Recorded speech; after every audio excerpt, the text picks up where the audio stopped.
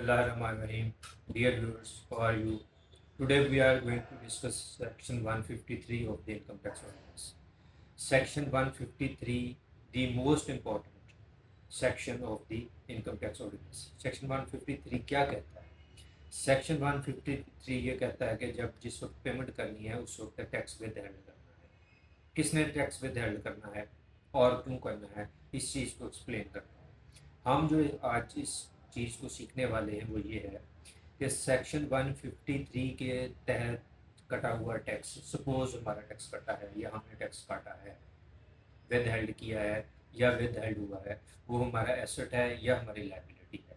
This is the point which we want to clear today.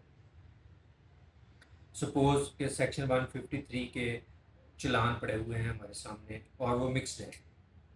कुछ हमने with held किया है, कुछ हमारा थर्ड पार्टीज ने विद हेल्ड किया है, और हमने इसको अकाउंटिंग और टैक्सेशन व्यू पॉइंट से डिसाइड करना है कि हमारी कौन सी इसमें से एसेट्स हैं और कौन सी लायबिलिटीज़ हैं। इसको ज़रा गौर से सुने, समझें इस बात को।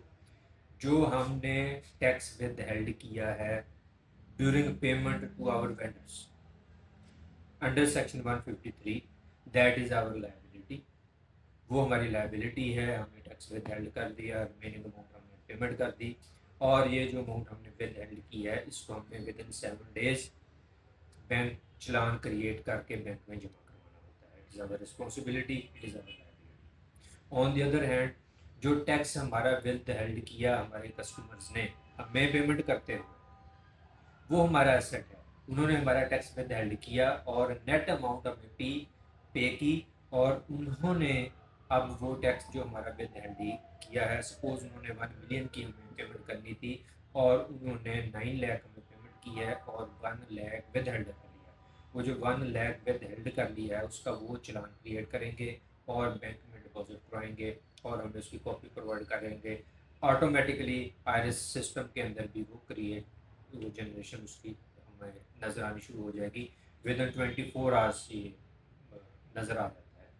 तो हमारा ये मकसद था आज का, सिर्फ ये सीखना कि सेक्शन 153 एसेट है या लायबिलिटी है।